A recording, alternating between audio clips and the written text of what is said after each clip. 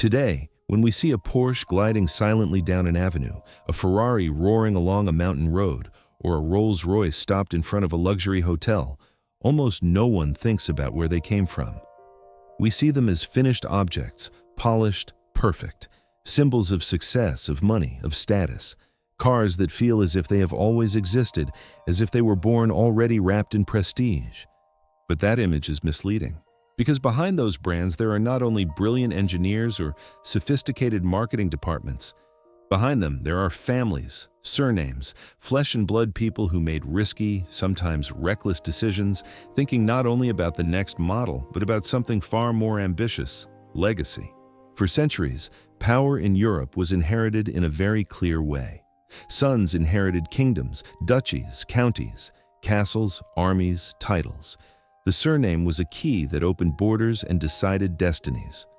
When a dynasty wanted to secure its future, it did not invest in products. It invested in marriages, in alliances, in territories.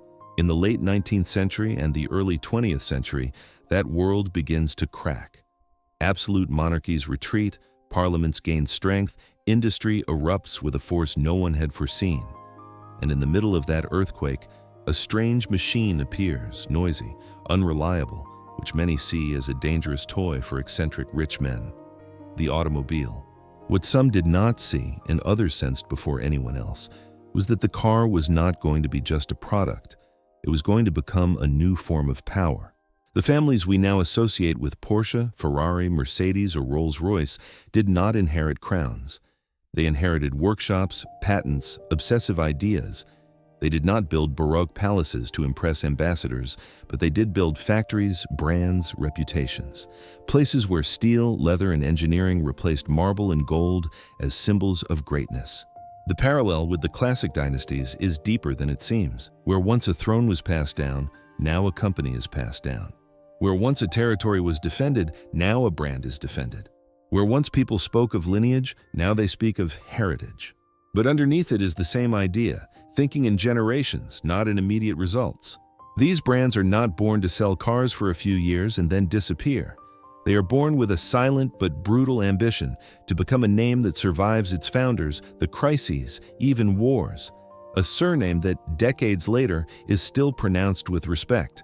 And that path was never clean or simple. Behind today's shine, there are stories of personal ambition taken to the limit. Founders who did not accept no for an answer, who clashed with partners, governments, and competitors.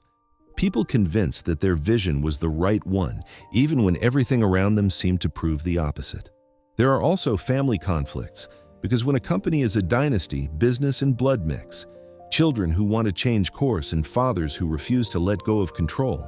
Siblings at war over power, surnames that split into rival branches, as happened for centuries in the European nobility. And of course, there are the world wars. None of these brands passes through the 20th century unscathed. Factories turned into military plants, impossible moral decisions, forced collaborations, guilt that weighs on generations. Some families emerge strengthened, others are marked forever. To all of that, you have to add pride. The pride of the engineer who believes he has designed the perfect machine. The pride of the founder who does not want to see his surname diluted inside a huge, faceless corporation. National pride. Cars that represent not only luxury, but an idea of country, of character, of technical or aesthetic superiority.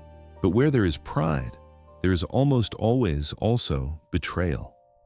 Internal betrayals, when someone sells their stake. External betrayals, when the market or politics force them to give up principles that once seemed non-negotiable. And symbolic betrayals, when a brand ends up in hands the founder would never have accepted. This documentary is not a story about cars.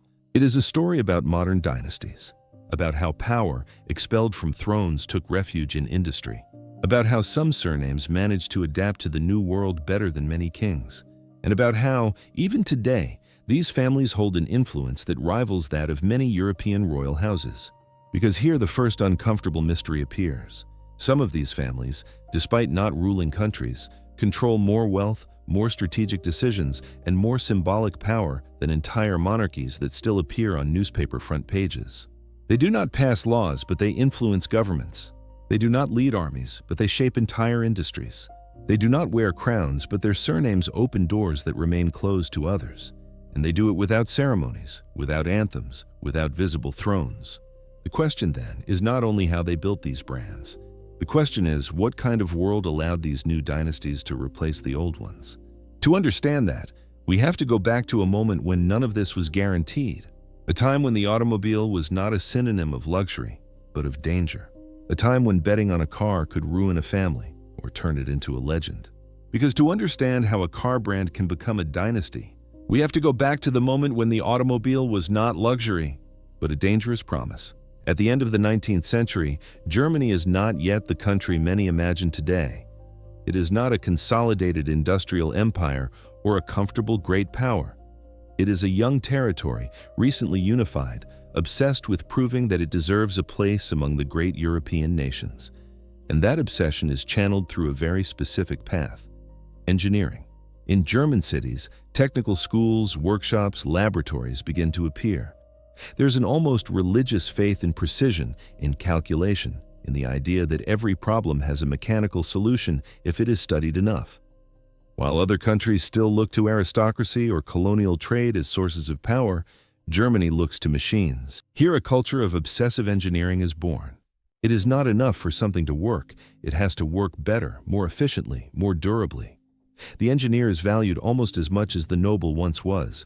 Reputation is not built with inherited titles, but with patents, designs, solutions others have not been able to find. It is in this context that the automobile appears. At first, the car is not a symbol of luxury. It is noisy, uncomfortable, fragile. Many people see it as a dangerous curiosity, something that scares horses and breaks the rhythm of cities. But some understand something most overlook. The car is not just transport. It is power. Whoever controls the machine controls movement. Whoever masters engineering masters the future. Very soon, the automobile becomes an extension of status. Not because it is comfortable, it is not, but because it represents control, autonomy, technical superiority. Having a car does not just mean going faster, it means proving that you belong to a new elite, the elite of those who understand and dominate technology. In that culture, two names appear that will change history forever. On one side, Carl Benz, a meticulous, almost introverted inventor, obsessed with the idea of creating a vehicle powered by an engine. Benz does not think of the car as an object of prestige, but as a technical solution. His mind is focused on the inner workings, on how to make that machine reliable, repeatable, manufacturable. On the other side, Gottlieb Daimler, more ambitious, more expansive, with a different vision. For Daimler, the engine is not just a technical innovation, it is a platform for conquering markets, for transforming entire industries. Where Benz sees a problem to solve, Daimler sees an opportunity he cannot let slip away. Both work in the same country, in the same era, with similar technologies, but with profoundly different philosophies. And although for years they do not cross paths directly, the ground is already prepared for an inevitable rivalry. Here it is important to pause for a moment and look across the Atlantic. In the United States, the automobile is also being born, but the approach is very different. There, the priority is not technical perfection, but speed of expansion. Produce fast, sell fast, conquer the market before the competitor. The car as a mass product, as merchandise. In Europe, and especially in Germany, the model is another. Companies are born as family projects, workshops that grow little by little, closely controlled by their founders. The obsession is not to flood the market, but to build something that lasts, something that can be inherited. This difference will shape everything that comes later. While in America, corporations are created to grow and merge, in Germany, industrial dynasties arise. The surname matters. The founder does not think only of selling his company, but of leaving it to his children. The company is not just a source of income, it is an extension of the family identity. That is why, from the very beginning, the German mentality in automotive is different, designed to last. Think in decades, not in quarterly reports. Accept slower profits in exchange for solid reputation. A German car does not have to be the cheapest or the most popular. It has to be the best, or at least seem so. And that obsession with quality becomes a kind of moral code. But this way of thinking carries a price. When the market is small and there are few players, rivalries do not fade, they intensify. Every technical advance is watched under a magnifying glass by the competitor. Every patent is a threat. Every new engine is a declaration of intent. These families will not only compete for customers, they will compete for prestige, for recognition, for proving who understands the future better. And when a company is a dynasty, losing does not just mean lower sales. It means staining the surname. It means admitting that the family vision has failed. Little by little, the car stops being just a machine. It becomes a symbolic battlefield. Each brand begins to represent a different idea of Germany, of progress, of order, of power. The car is no longer measured only in horsepower, but in what it communicates. In this context, personal rivalries become structural. It is not Benz against Daimler only as engineers. It is one vision against another. It is one way of understanding inheritance, business, and the future. And what no one can yet imagine is that these rivalries, born in workshops and laboratories, will end up defining the 20th century. That they will pass through wars, political collapses, regime changes. That they will force these families to make impossible moral decisions. Because Germany, that industrial cradle obsessed with precision, is not only creating cars, it is creating mechanical dynasties, surnames that, without knowing it, are about to enter a story much bigger than themselves. Two men, two visions, one country, and a rivalry that will end up creating the most influential brand of the 20th century. If today you say the word Mercedes, almost no one thinks of a 19th century man covered in grease in a workshop. The word sounds like order, authority, a quality so solid it feels inevitable. But the origin of that name is not inevitable. It is the result of two different obsessions and of a merger that for years was more of a wound than a victory. It all begins with two figures who are not as similar as people often claim. Carl Benz is the engineer who looks at the world as if it were a system that has not yet been solved. His obsession is not to make history, but to make something work reliably. He is not interested in spectacle. He is interested in the mechanism, the engine, the chassis, the transmission, repetition. If the automobile is going to exist, Benz wants it to exist as a complete concept, not as an experiment. Gottlieb Daimler, on the other hand, thinks with a different ambition. For him, the engine is a master key. A light, powerful engine can transform not only vehicles, but industry. Daimler is not building a mere device. He is chasing an idea that internal combustion can become the heart of a new world. Where Benz sees a technical problem, Daimler sees a potential empire. For years, their stories move in parallel. And, in the eyes of the public, the automobile slowly changes from oddity to promise. At first, it is a strange, almost grotesque object. It makes noise, it vibrates, it scares. But soon people grasp the essential point. If that machine is perfected, the horse will cease to be king. And then something crucial happens. The automobile ceases to be just engineering and becomes business. That is where the clashes begin. Because in this era, the technical and the financial do not move at the same pace. There are engineers who believe the product must be perfect before it is sold. And there are entrepreneurs who understand that if you wait for perfection, someone else will get there first and take the market. At this point, the companies of Benz and Daimler are not only competing, they represent two ways of understanding the future. And that competition has a human cost. Teams push each other, spy on each other, compare themselves. Every advance by the other is felt as a threat. Every achievement of their own feels like moral proof that our vision was the right one. But the most important thing is that neither of them is building just a company. He is building a surname that he wants to endure. And then one of those ironies that define history occurs. The name that will end up dominating everything, Mercedes, is not born in a laboratory or in a German boardroom. It is born from a human figure who seems secondary, until you understand that, in reality, she is the symbolic center of it all. Mercedes Jelinek, the girl who will give her name to a brand that will become synonymous with power. The story, told simply, sounds almost modern. A man with commercial vision, Emil Jelinek, moves through money, influence, and racing. He is not an inventor in the classical sense. He is an intermediary with instinct. He sees the potential of the automobile not as a toy, but as a symbol. And he understands something decisive. If you want to sell new machines, you need more than engines. You need a story, a name, a myth. In the world of the late 19th and early 20th centuries, where brands are not yet what they will later become, giving a name is almost an act of power. It is a way of declaring, this is not just any workshop. This is an identity. And suddenly, Mercedes stops being a family name and becomes a seal, a sound that does not evoke gears but prestige, a feeling of technical elegance. What is being built here is an industrial-style dynasty. It is no longer just about making the best car, but about making the idea of the best car. But history does not move in a straight line. Because while Mercedes is slowly consolidating as a symbol, Europe is moving toward a storm that will shake everything.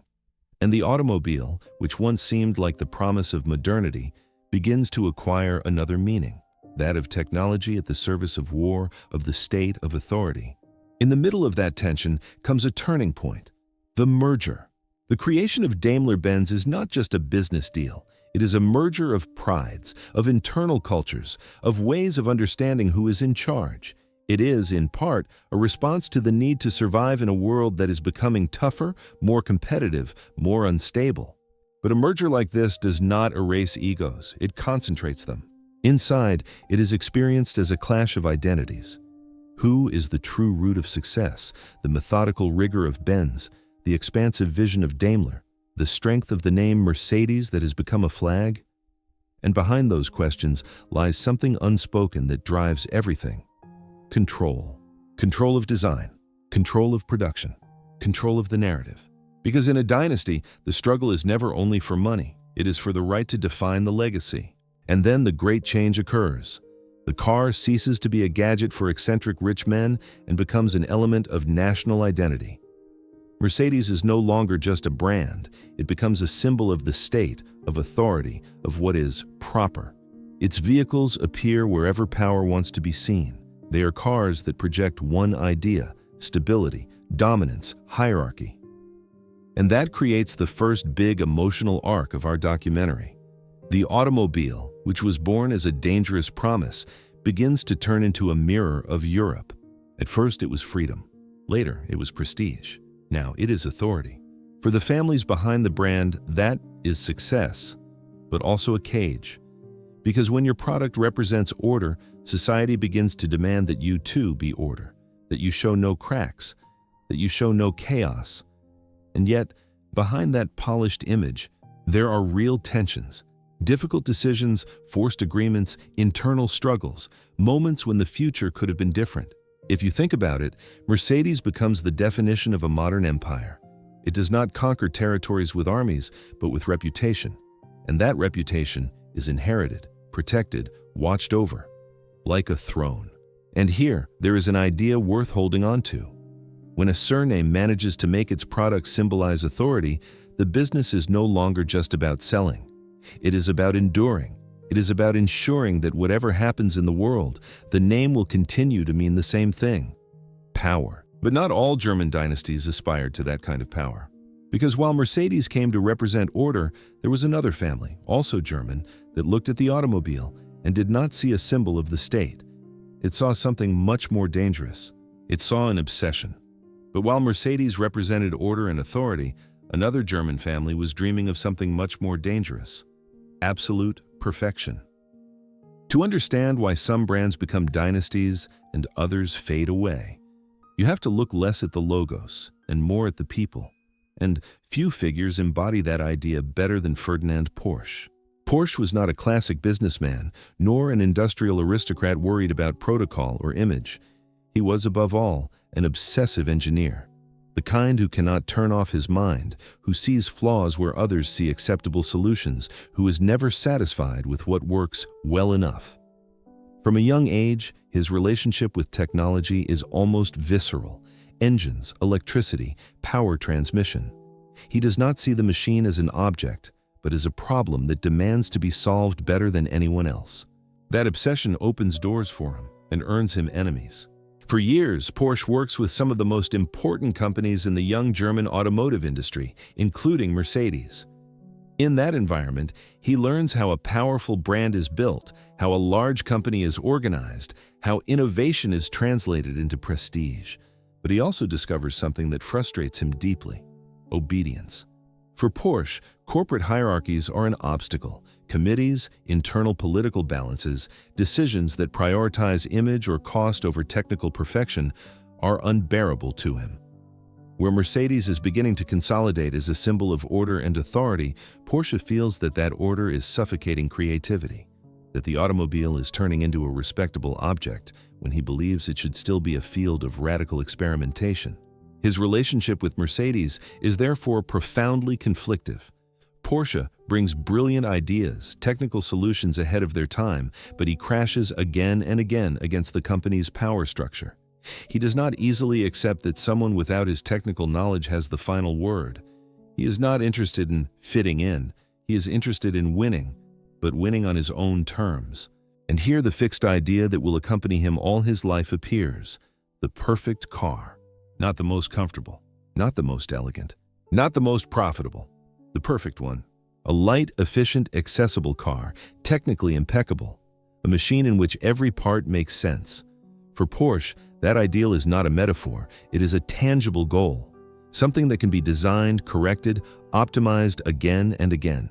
The problem is that pursuing perfection is rarely compatible with market timings. As his frustration grows, Porsche begins to see himself not as a brilliant employee, but as someone destined for something bigger. To leave his own mark. To build a legacy that does not depend on limits imposed by others.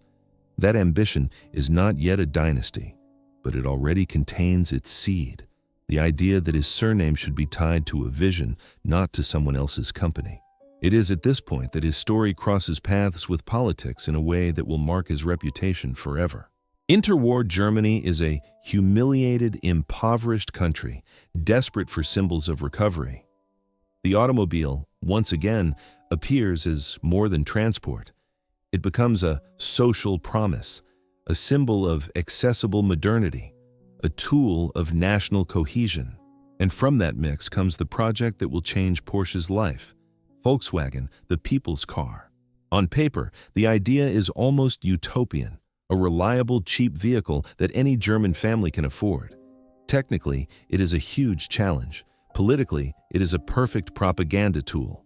And Ferdinand Porsche sees in it a unique opportunity, the chance to apply at last his vision of the perfect car on a large scale. This is where his figure becomes deeply ambiguous. Porsche is undoubtedly a visionary. The design he develops will be the basis of one of the most produced and recognizable cars in history. His technical genius is beyond doubt, but the context in which that project is pushed forward is not neutral.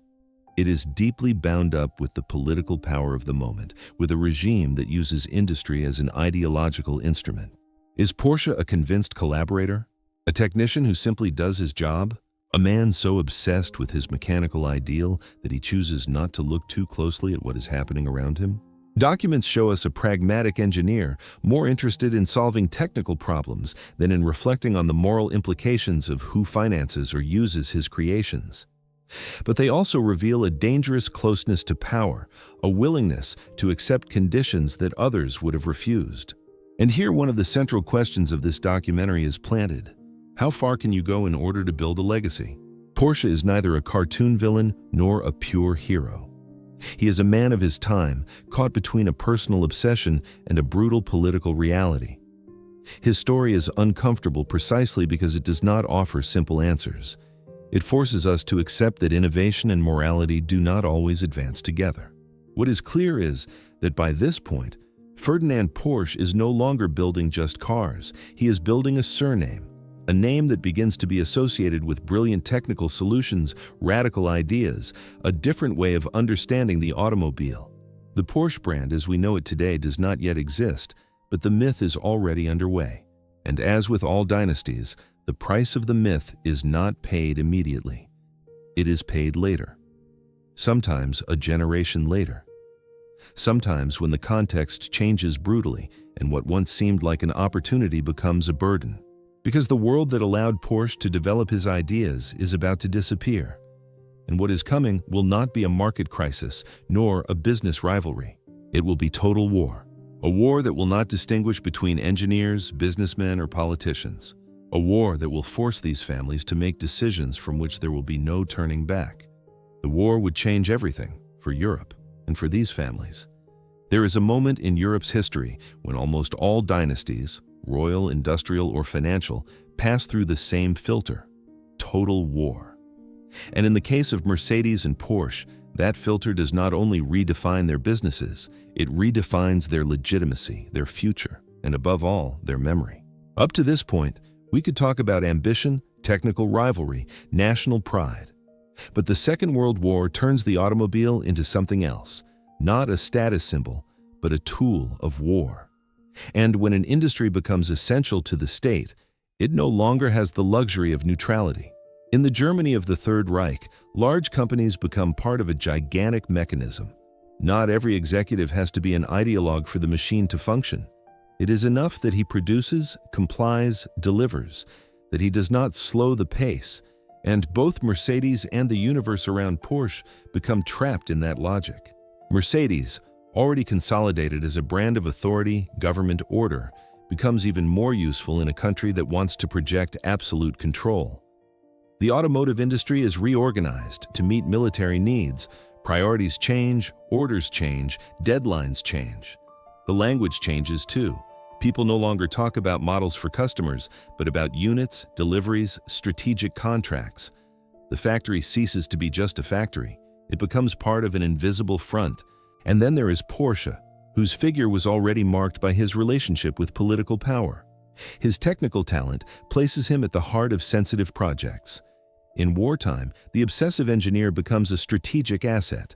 And at that point, the ideal of the perfect car is displaced by another, darker ideal, that of efficiency applied to conflict. What happens here is uncomfortable because it shatters a very common illusion, the belief that luxury brands are always born in glitter, elegance, spotless prestige. War stains everything. And European industrial history in those years is written in steel, oil, and a word that appears in far too many documents from the time: forced labor. In the productive system of the Reich, a significant part of the workforce is not free. Prisoners of war, deportees, people torn from their homes and forced to work in factories and workshops linked to the military industry. We are not talking about a minor or anecdotal detail. It is a structural reality of the German war economy. And when we talk about cars in those years, we are talking about an industry that did not just produce parts, it absorbed lives. Here the narrative stops being merely about business and becomes human. Because a dynasty is not measured only by what it builds, but by what it is willing to accept in order to keep building. When the war ends, the reckoning begins. And it is not a clean, uniform, or equal reckoning.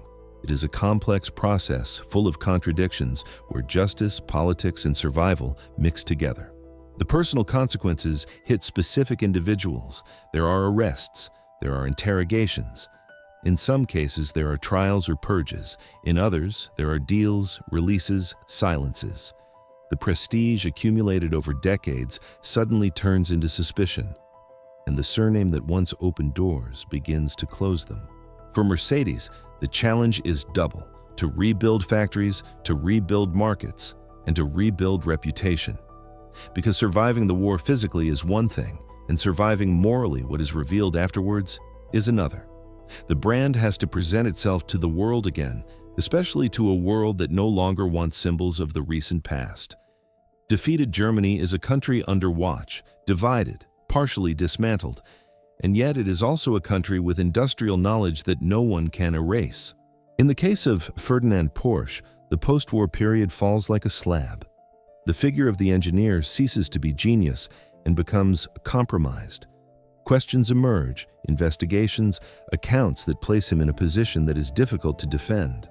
It is not enough to say, "I was just a technician," because the context taints everything. And here, a brutal reality appears. In times of collapse, the world does not neatly divide into innocent and guilty. It divides into those who manage to adapt and those who are marked. Some families disappear in that change, surnames that sync with the regime, companies that never rise again. heirs who choose to change country, name, life. And for a while, that seems to be the inevitable logic. The end of the war does not only topple governments, it topples brands.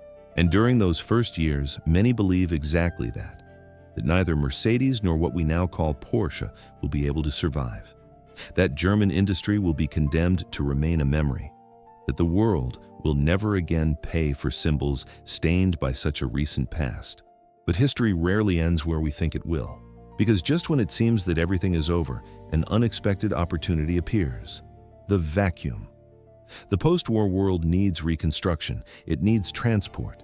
It needs industry. It needs even new symbols. And here something paradoxical happens. The same technical capabilities that served war become indispensable for peace. And at that point, what seemed like an end becomes a restart. But the end of the war was not the end of the story. It was the restart. When the war ends, Ferdinand Porsche does not come home as a misunderstood genius ready to start again. He returns, when he returns, as a defeated man. He is arrested, interrogated, imprisoned.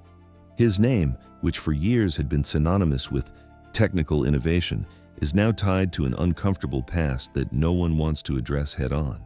For a man like Ferdinand Porsche, confinement is not only physical, it is symbolic. It is the collapse of an identity built over decades. The engineer who never knew how to obey finds himself for the first time with no control whatsoever. No workshop, no blueprints, no way to fix anything. And it is in that void that the figure who will change the destiny of the surname appears. His son, Ferry Porsche. Ferry is not a copy of his father, and that, at first, seems like a disadvantage. He does not have Ferdinand's extreme technical obsession nor his volcanic temper. But he has something his father never fully developed: strategic vision. Ferry understands that the post-war world is not the same as before, that it is no longer enough to be the best engineer. You have to know when to give way, when to adapt, when to rebuild the story. With Ferdinand out of the game, responsibility falls on Ferry at a critical moment. There is no money. There is no factory in good condition. There is no consolidated brand to sell. There is only a surname loaded with ambiguity and an idea that still breathes under the ruins: the perfect car. But now that idea needs to change. Ferry understands something essential. If Porsche is to survive, it has to stop being just a personal obsession and become a conscious family business. And from that need, the Porsche 356 is born. The 356 is not a spectacular car in appearance. It is not born as a symbol of state power, nor as an object of extreme luxury. It is born almost as an act of resistance. A small, light car, elegant in its simplicity. A vehicle that takes the father's technical legacy and translates it into a new language, less ideological, more human, closer to the driver. Here a profound emotional shift occurs. For Ferdinand, the perfect car was a mathematical problem. For Ferry, it begins to be a story as well. The 356 is not presented as the car of the future, but as the car that restores the pleasure of driving in a world exhausted by destruction. In post-war Europe, where everything is scarce and the memory of violence is still fresh, that proposal has an unexpected power. It does not promise domination, it promises personal control. It does not promise power, it promises experience. And little by little, almost quietly, Porsche begins to be reborn. This rebirth is neither immediate nor triumphant. It is fragile. Every decision counts. Every mistake can be fatal. Ferry Porsche knows he cannot afford the luxuries of the past, neither arrogance nor excessive closeness to political power, nor technical obsession without a market. He has to build something more solid, a modern business dynasty. Here, the father-son relationship becomes especially complex. Ferdinand, from the shadows, remains a huge presence. His technical legacy is unquestionable, but his figure is also a constant reminder of how badly things can go when genius ignores context. Ferry does not deny his father, but he does not imitate him blindly either. He learns from his mistakes. He learns that for a surname to survive, sometimes you have to know when not to insist. Porsche stops being just one man's project and becomes a shared emotional inheritance. A company that not only sells cars but conveys an idea, precision without rigidity, performance without ostentation, identity without grandstanding. And then the decisive moment arrives, international success. The Porsche 356 begins to cross borders. It reaches markets where the name Porsche means nothing and begins to mean everything. In the United States especially, the car is received as something different. It is not a mass product, but neither is it a cold symbol of authority. It is a car for people who want to feel special without needing to impose themselves. That balance is key.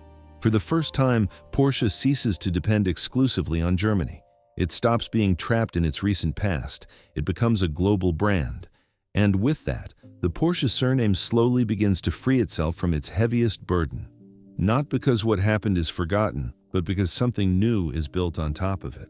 This is the true emotional turning point of the documentary. It is not the birth of a company. It is the rescue of a legacy. Ferry Porsche does not erase his father. He reinterprets him. He takes his obsession with perfection and frames it within a project that can live without him.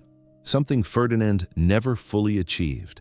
And in that gesture, there is a maturity that many dynasties, royal or industrial, never reach.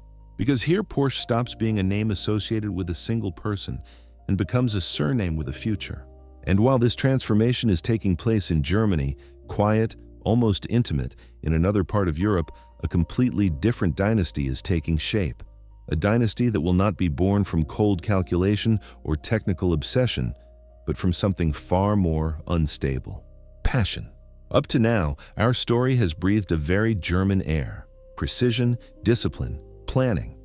Even when there was guilt or ambiguity, the emotional mechanism seemed the same, controlling chaos through engineering, structure, and family strategy. And then Italy appears, and everything changes. Because Ferrari is not a German brand. It is not born from an ecosystem of industrial families who think in generations as if they were factory blueprints. Ferrari is born from something else, from a person, from a character, from a way of looking at the world in which the car is not a machine, but an extension of pride. And if there is one name that embodies that difference, it is Enzo Ferrari. Enzo does not see himself as a businessman in the classical sense. Enzo sees himself as a man who needs to prove something every day, as if the world were a permanent racetrack. His ego is not an accessory. It is the engine of the story, but it would be too easy to reduce him to a romantic myth. Enzo is also tragedy, loss, and a kind of hardness that at times borders on cruelty. Ferrari is an emotional dynasty before it is an economic empire. Here, the car is not born to last in the garage of some rich owner. It is born to die, if necessary, in a corner. It is born to win, to humiliate, to avenge a previous defeat. And that changes everything. If Mercedes is built as a symbol of the state, and Porsche is rebuilt as a symbol of personal perfection, Ferrari is built as a dangerous religion, faith in speed, even when speed demands blood. And Enzo knows it, and in a way, he accepts it. In post-war Italy, the automotive industry does not have the aura of institutional order that it has in Germany. It has something more visceral, a mix of creativity, improvisation, and pride. In that environment, Enzo does not need to seem proper. He needs to seem invincible, and he achieves it at a very high price. Ferrari becomes a dynasty not because Enzo plans the future like a chessboard, but because he imposes a universe where everything revolves around one idea: victory. And victory, in his world, is never free. Racing, death, sacrifice. 3 words that in Germany people try to hide behind protocols, and that in the Ferrari world become part of the narrative. The drivers are not just workers, they are heroes. They are pieces in a story that Enzo controls with the same obsession with which an engineer controls an engine. But the difference is that here control is not exercised with technical precision, but with psychological power. And there, the first major recurring human anchor of the documentary appears: Enzo Ferrari as authoritarian father. Not only as founder, but as father figure who defines the identity of everyone around him. Enzo treats his drivers, his engineers, and his executives as if they were children who must earn his approval. The relationship is never equal. There is always an emotional hierarchy, and that dynamic, demanding father, children desperate to be chosen, is the core of the Ferrari dynasty. Because a dynasty, in the end, is not only a system of inheritances, it is a system of dependency. And Enzo creates that around himself with brutal skill. He makes people not only work for Ferrari, but need Ferrari in order to feel like someone. Here, the contrast with Germany is total. Germany is order, processes, standards, engineering as a universal language. Italy is passion, intuition, pride, aesthetics, the car as art. In Germany, the well-made car is a promise of stability.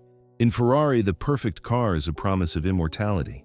And that immortality has a price, permanent conflict, on the track and inside the family. Because Enzo does not only fight external rivals, he fights with his own brand, with his own people, with the idea that someone might shine too close to him. In his world, the car can be more famous than its creator, but that would be unforgivable. Ferrari thus becomes a strange dynasty. It does not rest on the calm of wealth, but on constant tension. And yet it works, for years it works. Until reality hits with something Enzo detests: limits. Not speed limits, but financial limits. The kind of limits that cannot be solved with pride or willpower. Limits that force you to negotiate, to give in, to accept that even a religion needs sponsors. Because no matter how much Ferrari is emotion, even an emotional dynasty needs a material base. It needs factories, salaries, parts, investments. And Enzo, who built his identity around independence, will have to look a truth in the eye that he cannot dominate with his character. That legacy without money evaporates. But even Enzo Ferrari would have to accept something he hated.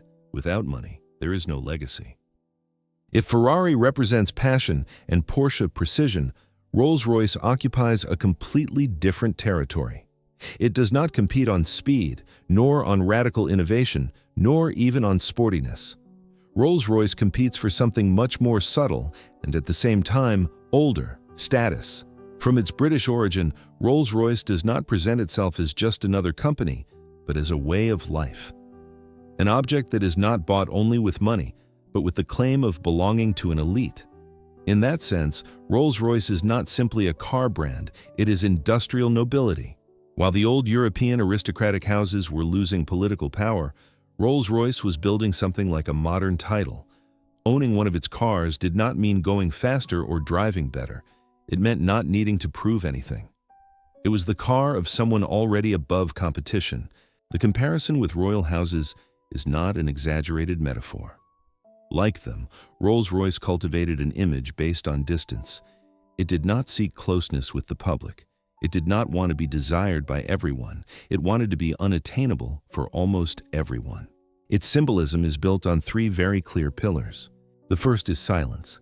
A Rolls-Royce does not roar. It does not impose itself by noise. It glides, as if the world had to move aside by itself. Silence here is not the absence of sound. It is a declaration of power. I do not need to raise my voice. The second is distance. Rolls-Royce does not come closer to the client. It is the client who must come closer to the brand. The treatment is ceremonial, almost ritual, like in a court. There is no urgency, no rush. Everything conveys the idea that time belongs to those who can afford it. And the third is exclusivity, not only because of price, but because of philosophy.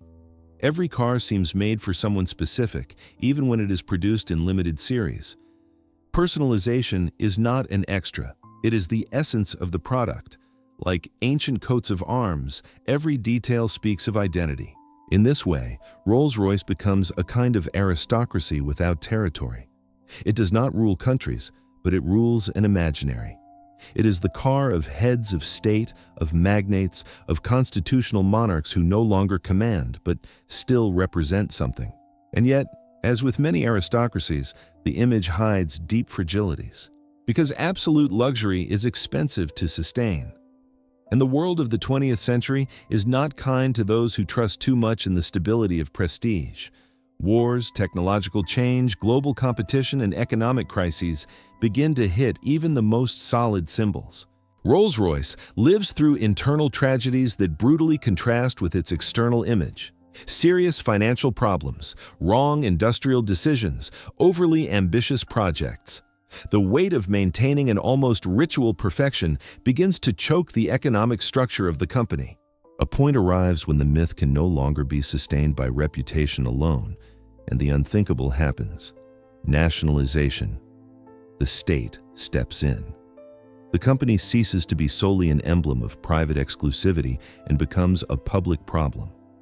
For a brand built on the idea of silent superiority, this is an almost existential blow. Here, a fascinating paradox appears. A company that symbolizes the elite ends up depending on the state in order to survive. Like so many ruined noble houses in the past that needed the protection of kings or governments so as not to disappear completely. But even in that collapse, something survives. Because Rolls-Royce shows that luxury is not just a business, it is a cultural inheritance. Even if the owners change, even if the company is restructured, even if its activity is broken up, the idea of what a Rolls-Royce represents remains. The imaginary stays intact. The symbol resists. And that connects directly with the logic of dynasties. A surname may lose lands, armies, or political power, but if it keeps its story, it can reinvent itself. It can reappear in another context, with different rules, but with the same aura. Rolls-Royce teaches us that true capital is not always in factories or in accounts. Sometimes it is in something much harder to destroy, the collective perception of what the best means. By the late 20th century, this lesson becomes central for all the automotive dynasties we have seen so far. It is no longer only a matter of surviving wars or crises. It is something more delicate. It is about not losing control of what gave them power in the first place, their name, their story, their identity. By the late 20th century, these dynasties were no longer fighting to survive. They were fighting not to lose control. By the late 20th century, the enemy of these dynasties is no longer war, scarcity, or even bad reputation. It is something much harder to fight because it has no face: the modern corporation. The world has changed the rules without asking permission. Financial markets globalize. Large investment funds appear. Companies cease to belong to specific people and begin to belong to scattered, anonymous, distant shareholders. Power no longer concentrates in a surname, but in percentages, boards of directors, and quarterly results. And here the great conflict of our story arises. The dynasties against financial capitalism. For a family, a company is inheritance.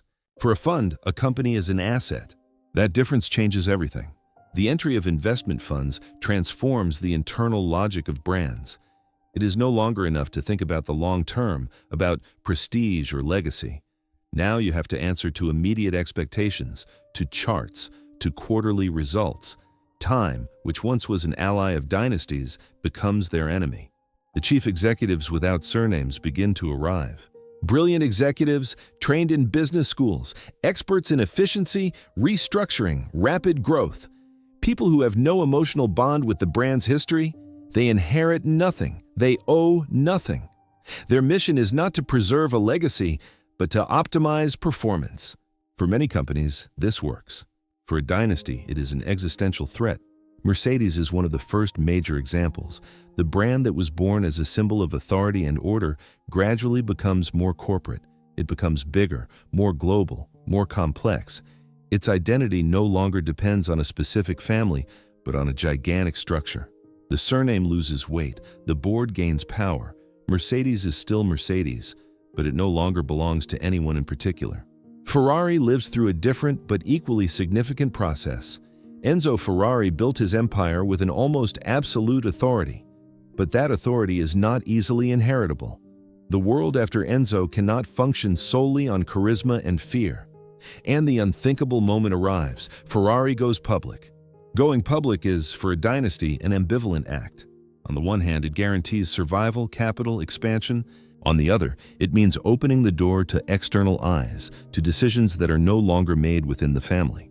Ferrari becomes a global brand of financial luxury. It is still Ferrari, but it no longer responds only to an emotional logic. It now also responds to investors who will never set foot on a racetrack and to shareholders who do not know and do not care who Enzo Ferrari was as a person. And then there is Porsche. Porsche watches all this with a mixture of caution and resistance. The family understands perfectly what is at stake. For them, losing control is not just losing money. It is losing the very meaning of the surname. That is why Porsche fights for decades to remain a family company in a world that pushes in exactly the opposite direction. This struggle is neither public nor spectacular. It is quiet. It is waged in offices, in ownership structures, in strategic decisions that seem boring to the public. But it is here that the future of the dynasty is decided. Grow faster or grow better? Accept external capital or maintain independence? Become just another brand or remain a house?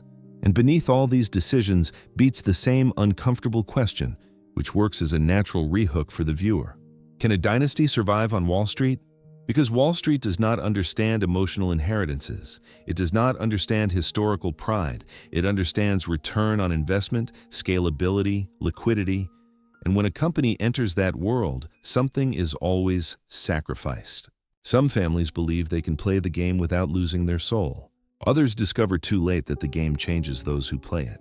At this point, the paths begin to separate clearly. There are dynasties that accept dilution as the price of survival. There are others that dig in, that prefer to grow less rather than lose control. And there are some that attempt something much riskier, to use the corporate system to dominate it from within.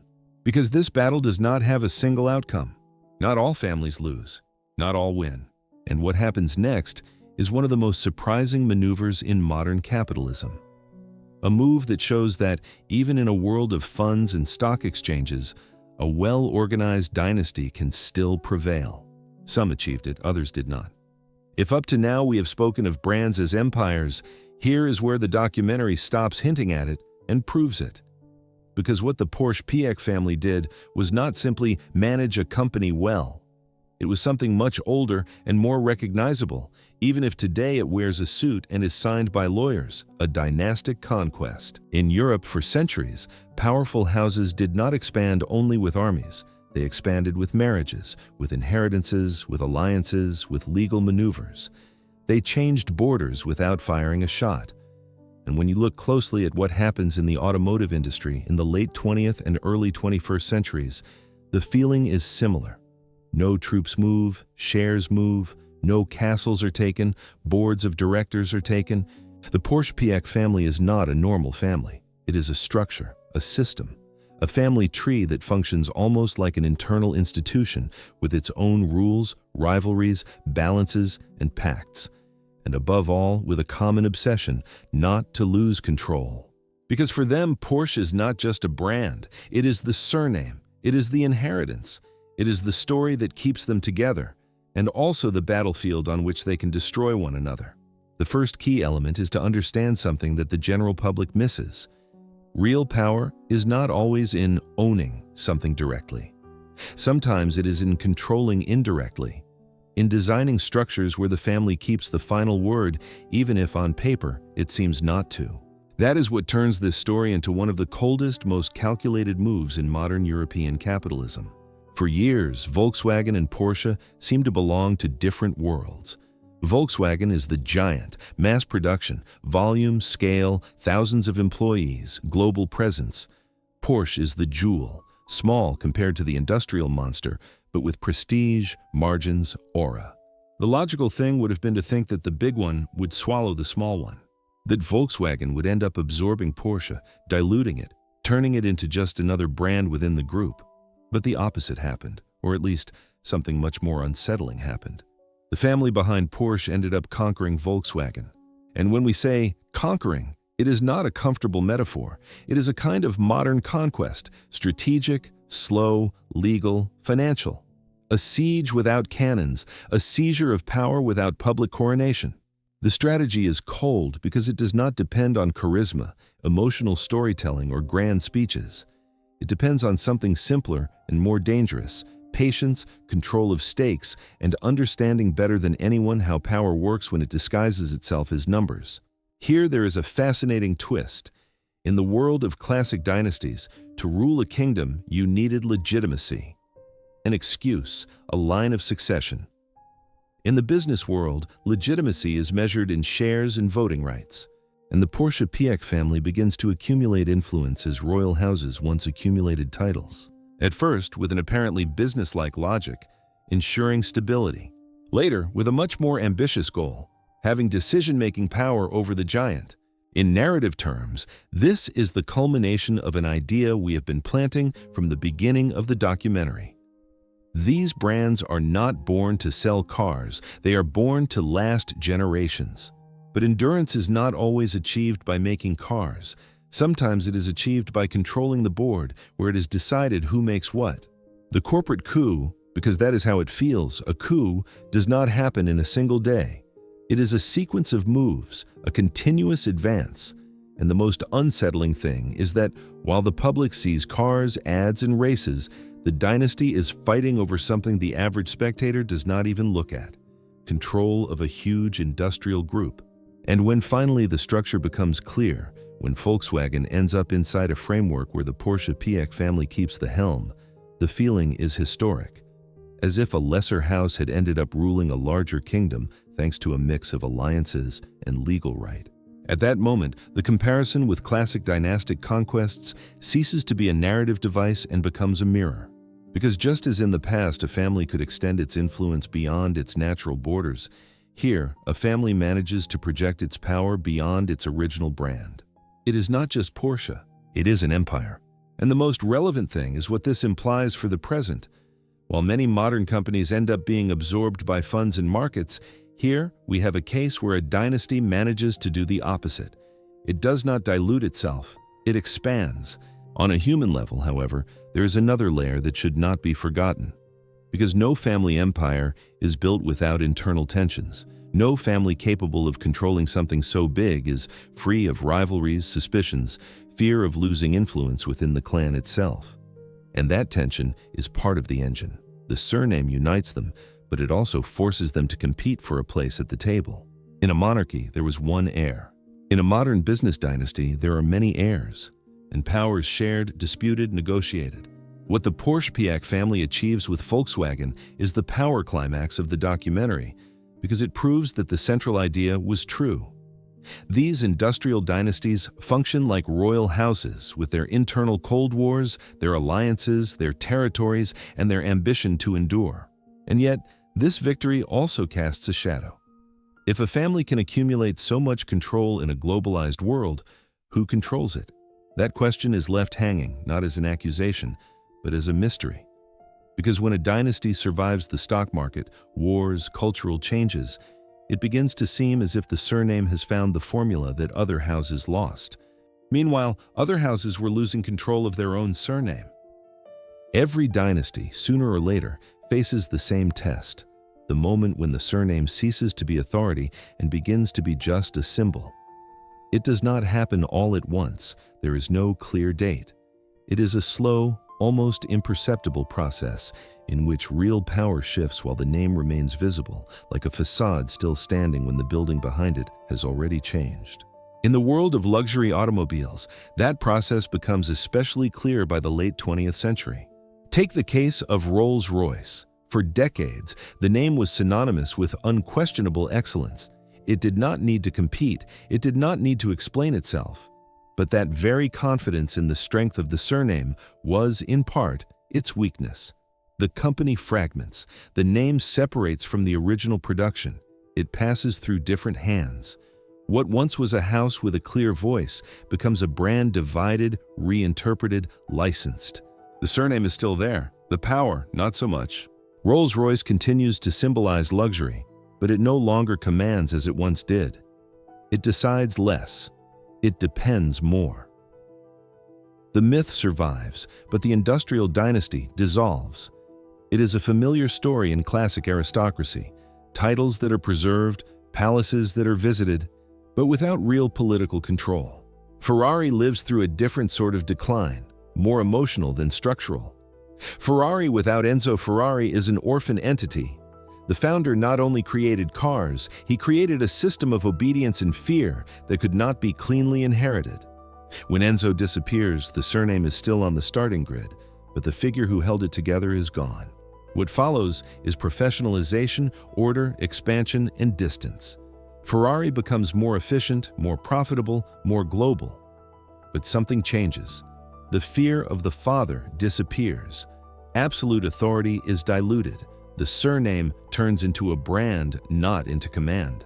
For the public, Ferrari is still Ferrari. For the internal power structure, it is no longer the same. And then there is Mercedes, perhaps the most paradigmatic case. Mercedes-Benz does not fall, it does not collapse, it does not lose prestige. On the contrary, it becomes huge, global, omnipresent. But in that growth, there is a silent price, the total dilution of the surname as a source of authority. Mercedes becomes a gigantic corporate structure. It operates with clear rules, processes, professional hierarchies. No one leads because their family founded this. The one who leads is the one who occupies the right position on the organizational chart. The surname no longer decides, the system decides. And here an uncomfortable truth appears: growth has a cost. The larger a company is, the less room there is for direct family control. The more global a brand is, the more it has to adapt to external rules, regulations, expectations of markets that do not understand inheritances. The surname, which once was a power asset, becomes a marketing asset. This does not mean failure, it means transformation. But for a dynasty, that transformation can feel like defeat. Because it is one thing for the surname to keep shining in ads, museums, and exclusive events, and quite another for it to keep making fundamental decisions. At this point, many families discover that they have gained the world but lost the helm, that their name is more famous than ever, but their real influence is smaller, that they are custodians of a story, not architects of the future.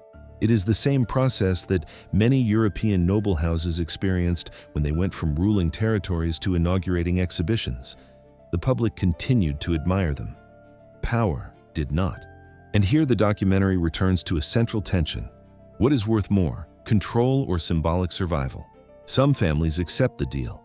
They prefer to see their surname survive even as a brand rather than disappear completely. Others try to resist and pay the price in internal conflicts, stagnation, or forced sale.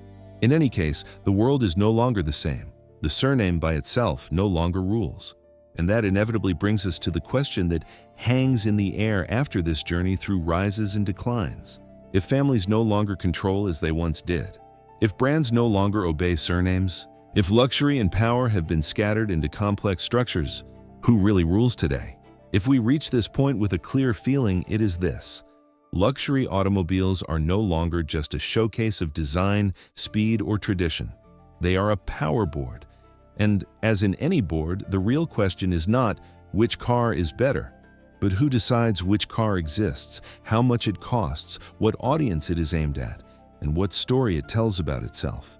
Because today, behind the logos, there is something that does not appear in the ads: structures of control, families, states, funds, silent alliances, and sometimes internal wars that are never publicly admitted. Let us start with the case that seems written for this documentary, Porsche PH. At first glance, Porsche is a brand, an object of desire, a symbol of precision, status, and heritage. But in practice, Porsche is also a family that learned a fundamental lesson. Control is not always exercised by shouting. Sometimes it is exercised with percentages, with voting rights, with boards of directors placed like chess pieces. The Porsche PX family is, in the present, one of the best examples of how a modern dynasty can stay alive without throne or flag. Its power is not in a palace, it is in the legal and financial architecture that allows it to influence a giant like Volkswagen.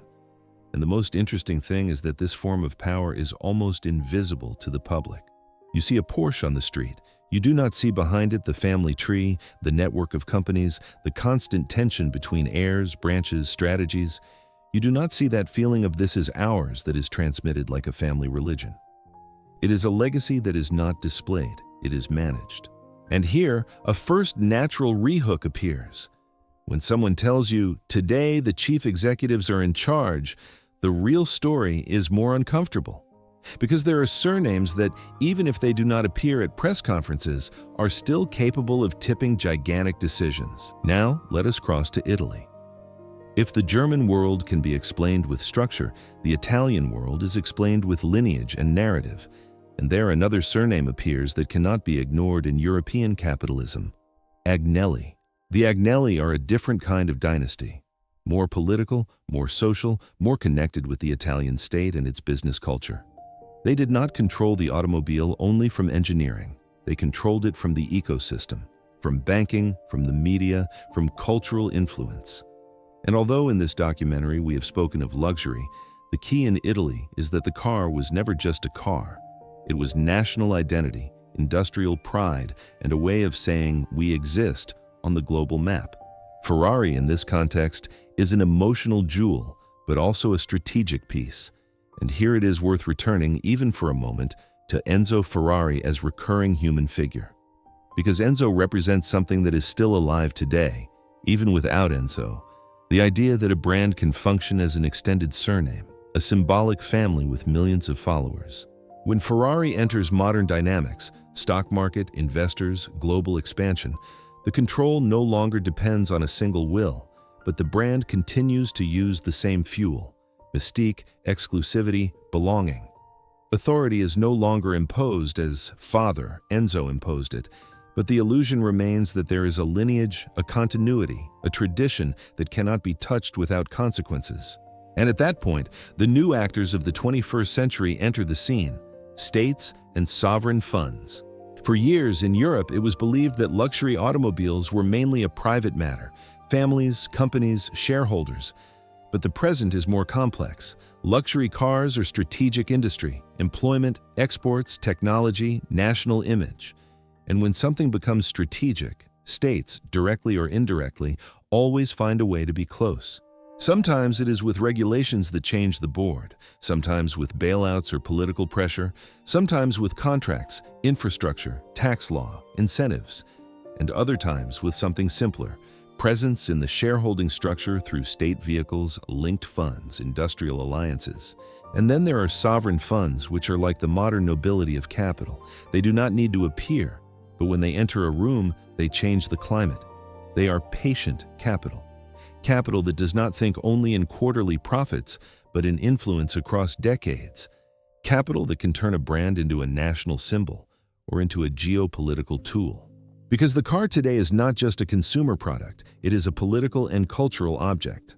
A luxury car represents an idea: success, status, modernity, tradition, technology, belonging. And that is why the battle for luxury automobiles is not fought only in engines or design.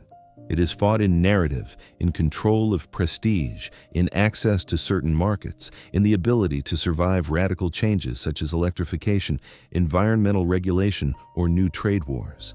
And here, there is a powerful narrative tension. Many of these dynasties were born in a world where the car was a symbol of the future, almost a mechanical miracle.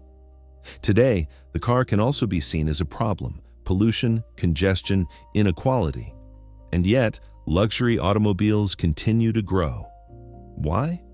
Because in times of uncertainty, luxury does not only sell objects, it sells psychological security, it sells belonging to a minority, it sells control. That is why, when you look at who controls luxury automobiles today, the answer is not a single one. There are families that still influence from within, like Porsche, keeping key positions without needing media prominence. There are Italian business dynasties like the Agnellis, whose historical strength adapted to new forms of power and alliances. There are states that treat these industries as part of their identity and their strategy. And there are sovereign funds and large investors that can enter and exit without noise, but leave a mark. And the most unsettling thing is this: luxury automobiles are one of the few industries where the past still weighs in as an asset. History is not an ornament, it is a competitive weapon. When you buy a luxury car, you buy the present, but you also buy a genealogy. They sell you engineering, yes, but above all, they sell you the right to become part of a continuity. And here, the question that prepares us for what comes next is not who controls, but how is that control exercised? Because in the 21st century, power rarely looks the way it used to. It no longer sits on a throne. It does not always sign with a full name. Sometimes it is only in a vote, in a clause, in a shareholders' agreement, in a silence. When economic power is no longer entirely in the hands of a single family, when control is diluted among boards, funds, and states, something remains that cannot be expropriated so easily: the myth. And in the world of automotive luxury, myth is a form of inheritance as valuable as a factory or a patent. This is where these dynasties prove that they understood something fundamental before many other industries. that selling cars is not enough. You have to sell a story, a continuous narrative that connects past, present, and future as if they were all part of the same inevitable line. That is storytelling, even if for decades it was not called that. Every luxury brand builds a carefully designed narrative. It is not random, it is not spontaneous, it is a polished story, repeated, reinforced again and again until it feels natural. The visionary founder, the obsessive engineer, the heroic driver, the car that changed everything, the impossible victory, the defeat that taught a lesson. These stories serve a clear purpose: to turn the product into something bigger than itself. A Porsche is not just a well-made car, it is the continuation of an obsession with perfection. A Ferrari is not just speed, it is sacrifice, risk, blood, and glory. A Rolls-Royce is not just luxury, it is distance, silence, quiet superiority. That narrative becomes a heritage asset, heritage. The concept of heritage is fascinating because it acts as a kind of modern nobility. You do not need to rule a territory if you can say, "This has been part of our history for 100 years." Age turns into legitimacy.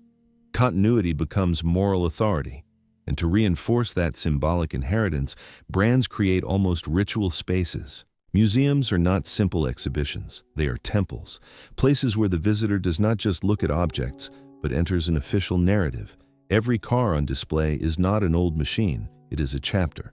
Every photograph is proof. Every text is calibrated to reinforce one idea: we were here before anyone else. These museums play the same role as the palaces of old royal houses that are open to the public. They are not just tourism, they are pedagogy of power.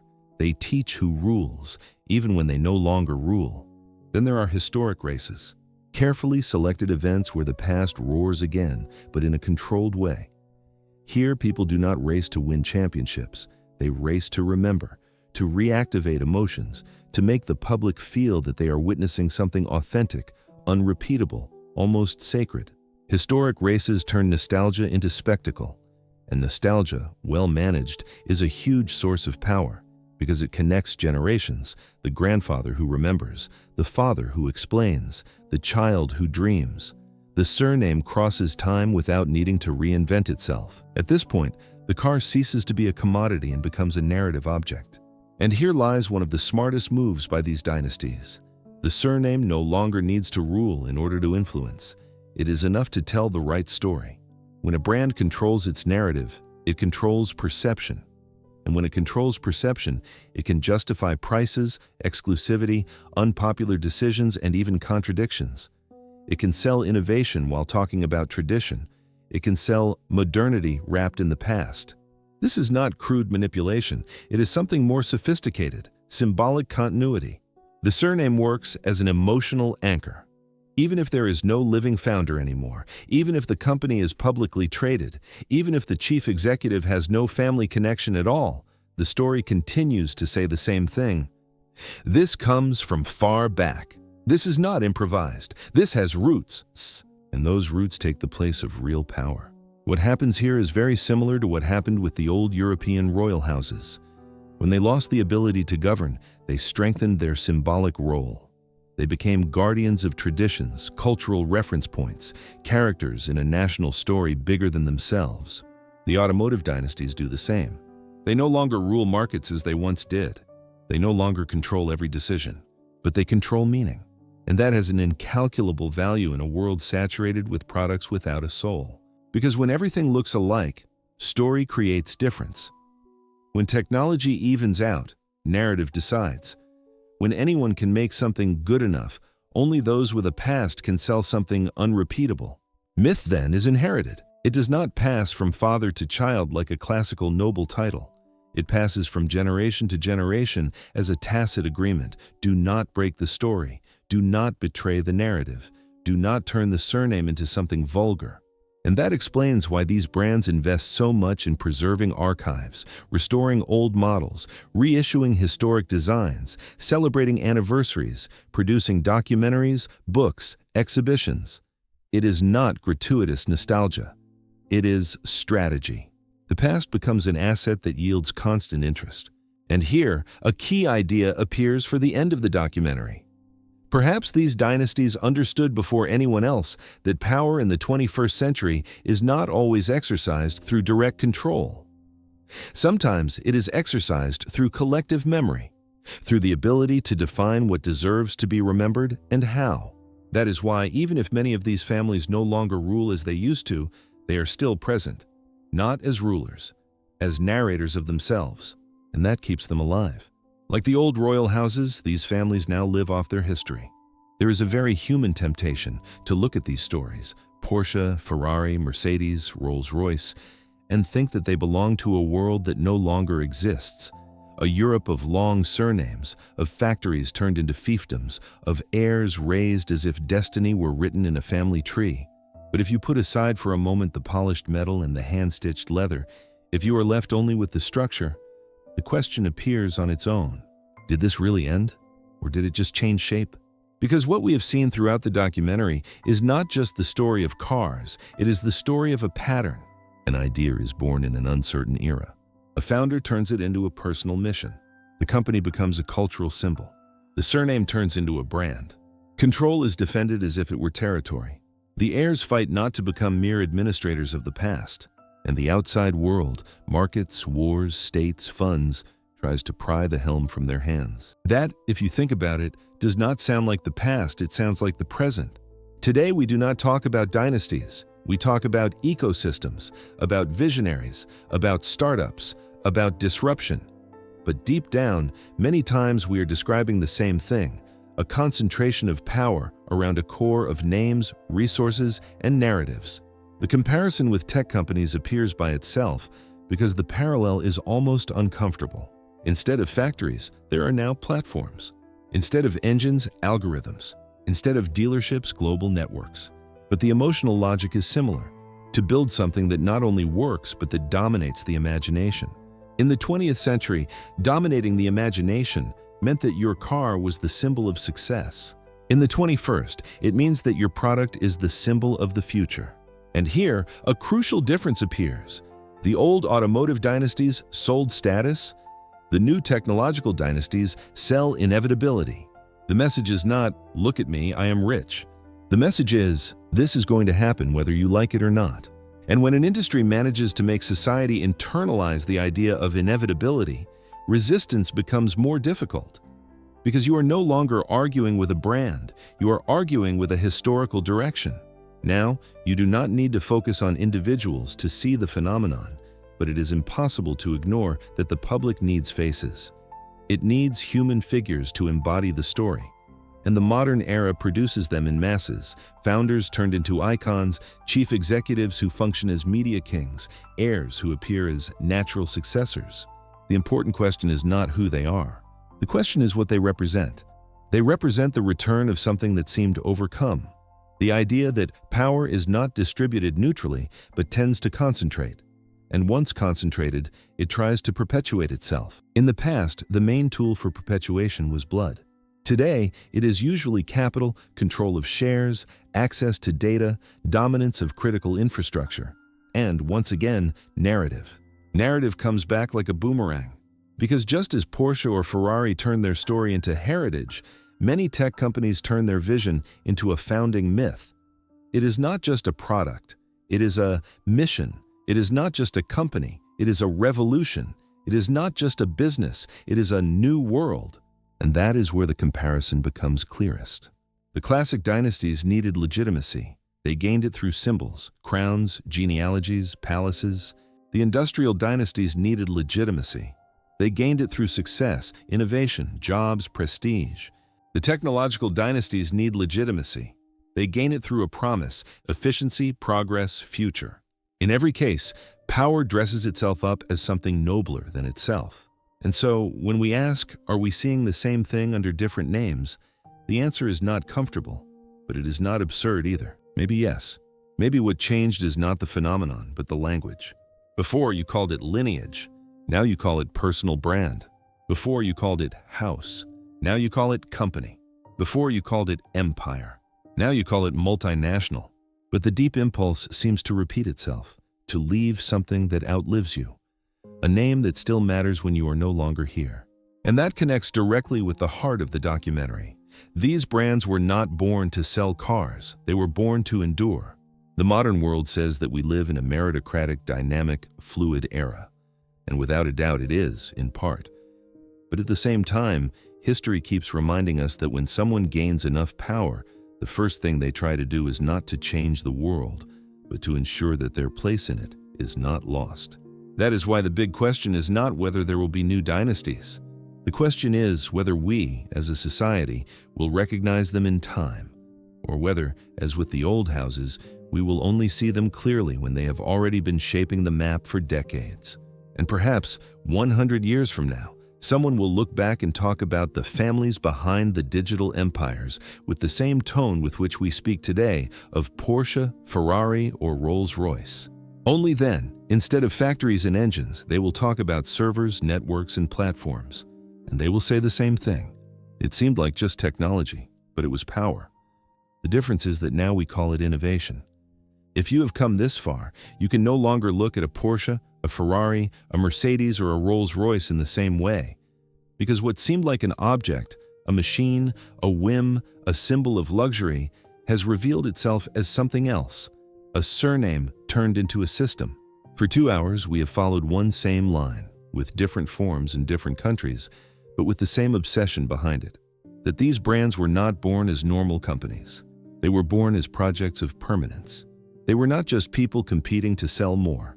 They were families trying to build something that would outlive their own bodies, something that, even when the founder disappeared, would still be spoken softly, with respect, or with fear. We have seen how Germany turned engineering into culture and culture into identity, how Mercedes stopped being an idea and became authority, how Ferdinand Porsche lived as if obedience were a betrayal of his own talent, and how his surname was marked by decisions that cannot be separated from the moral context of his time. How, after the war, guilt did not kill these stories, it rearranged them. How a son, Ferrari, had to turn a toxic legacy into a company that could look at itself in the mirror and move forward. We have seen, on the other side, Enzo Ferrari, a man who did not build a brand the way someone builds a product, but the way someone builds a religion. A dynasty based on sacrifice, pride, personal tragedy turned into fuel. We have entered Rolls-Royce, where luxury was not speed, but distance, not power, but silence. Almost as if the car were a modern form of aristocracy, a way of saying, I do not belong to your rhythm. And then we arrived in the present, where the world has become corporate, where power is no longer inherited with a ceremony, but with shares, pacts, holdings, boards of directors. And even so, even now the pattern persists. Because the hardest thing to lose is not money. The hardest thing to lose is control over your own name. And that is what makes these stories dynastic. Not out of nostalgia, not out of romanticism, but because at the center there is always something deeply human, the desire for your story not to end with you. That is why the final question is not which car is better. The final question is another one. Who does luxury really belong to? To the engineers who design it? To the workers who build it? To the shareholders who buy it without knowing it? To the heirs who defend it as if they were defending a territory? Or to the public who turn it into a symbol and keep it alive with desire? And here comes another, even more uncomfortable question. What are you buying when you buy a luxury car? Metal, leather, technology? Yes. But you are also buying narrative. You are buying genealogy. You are buying the echo of wars, victories, collapses, corporate resurrections. You are buying a place in a story that began long before you existed. And perhaps that is why these brands provoke something that goes beyond consumption. For many people, they are not vehicles. They are borrowed identities. You sit behind the wheel and, for a moment, you feel that you are not only driving, you belong to a story, to an elite, to a symbolic lineage. And then, if all this is true, the last question is no longer historical. It is personal. Are you drawn to the car, or are you drawn to the idea of belonging to a dynasty, even if only for a moment? Because in the end, perhaps that is what makes luxury so powerful. It does not just display wealth, it promises something rarer. It promises transcendence. And with that idea, we return to the beginning. These brands are not just companies. They are houses. They are internal wars. They are silent pacts. They are inheritances. They are names defended like flags. And that is why when you see one of these cars go by, you might understand it differently. Not as a product, as a symbol of something that never entirely went away. The human obsession with turning power into legacy. And then, the final phrase stops being a metaphor and becomes a conclusion. Today's kings do not wear crowns, they drive.